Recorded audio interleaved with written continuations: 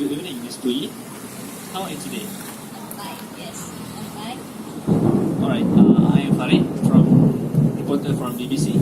Today, I want to interview you regarding your previous process of abortions.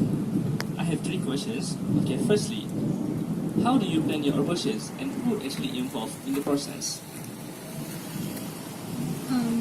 At first, I go and discuss with my husband first to do some the decision whether it's going to have an abortion or not, and after finally we decide to go and seek some advice from doctor.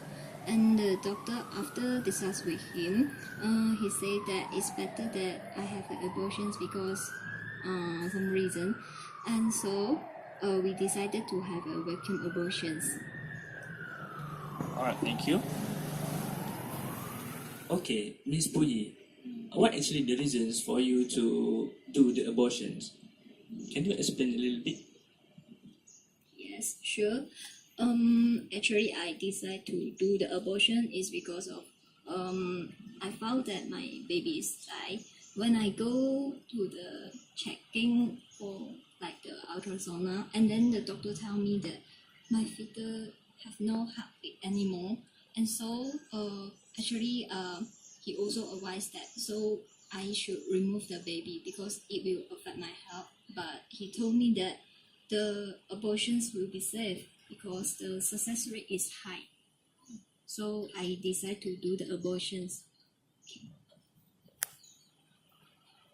Okay, Miss Pui, I want to ask you, what is your current conditions after the abortions, and do you able to continue your works? Actually, my conditions actually is good now. Because of the abortions is quite safe, and then is not any serious bleeding or not. And after I rest for around 1 week, I already can go out and work. And so now actually it does not affect any of my life now, and I can go to the work and do not affect anymore. Alright, thank you for your information. This will be very helpful for our research. Thank you.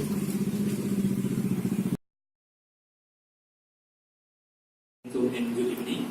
Okay, my name is Farid. I am a reporter from BBC. How are you today? I'm good. Can I call you Misty? Yes. Alright, I am very sad to hear about your story, but do you mind to share some of your experiences regarding current previous process of your abortions? Okay. I have three questions. Firstly, how do you plan your abortions and who actually involved during the process? I'm totally afraid when I found that I was pregnant, and my boyfriend even left me behind. And I don't want my parents to know about this because they will definitely get angry or worse, disregard me as their own daughter. So it all started when I searched about a pill for abortion online, and I bought it. So in like 24 hours, I feel a sharp pain in my uterus, and the pain lasts longer than I thought it would be. My friend immediately recommended me to a midwife, and she used a very long stick to rupture my amniotic sac, and the fetus was delivered. But I saw a lot of blood oozing out, and I screamed in pain. It was horrific, and till right now, I'm still traumatized by it. Okay.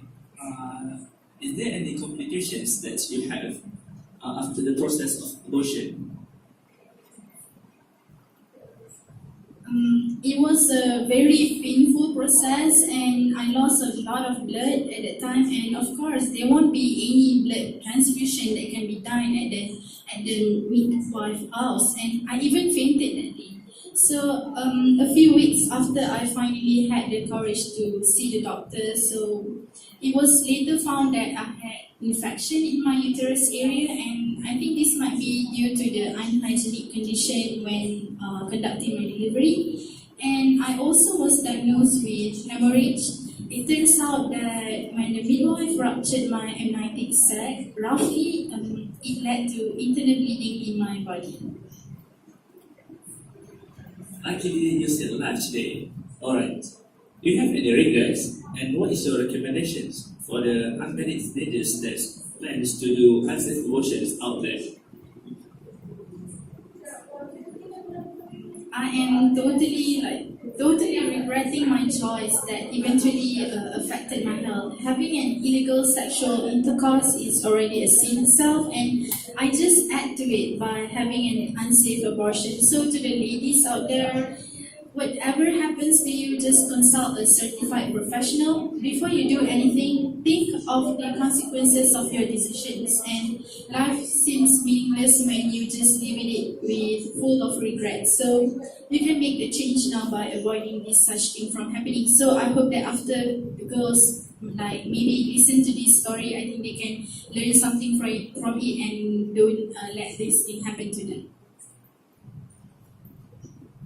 Right, thank you, Mrs. K. So your identity will be stay anonymous. All right. Assalamualaikum and hi everyone. So today we have a very special guest with us, which is Dr. Emilia. Dr. Emilia is a gynecology specialist in Hospital Serdang, Selangor. So today she will share with us about some information regarding abortion in Malaysia. Without further ado, let's meet Dr. Emilia. Hi, Assalamualaikum Doctor. How are you today? I'm fine, thank you. Okay, so today we are going to talk about abortion in Malaysia. So my first question would be, what is the factor that causes abortion? Okay, actually, it depends whether it is an unintentional abortion or intentional abortion. For the intentional abortions, the reason why the mother wants to terminate the baby is due to she does not want to have a baby or she does not ready yet to have a baby. The second is the mother may face a personal and social barriers such as the husband objections or community values that oppose abortion. And adolescents are vulnerable to the sexual abuse, violence, rape, and unwanted pregnancy due to their sexual desire peaking at this young age. As a result of a lack of awareness and sexual knowledge, they usually engage in unprotected sex in their unmarried life, which lead to unwanted pregnancy. Such pregnancy are usually terminated by using an unsafe abortion procedure. And the second abortion is the unintentional abortion. During pregnancy, the body produces hormone or supply hormone and nutrient for fetus development, and this helps fetus to develop normally during pregnancy. Most fetus, most first trimester. Miscarriage happen because the fetus does not develop normally. There are different factors that can cause this issue happening. One of it is due to chromosome issue, such as damaged egg, or sperm cell error that is happening when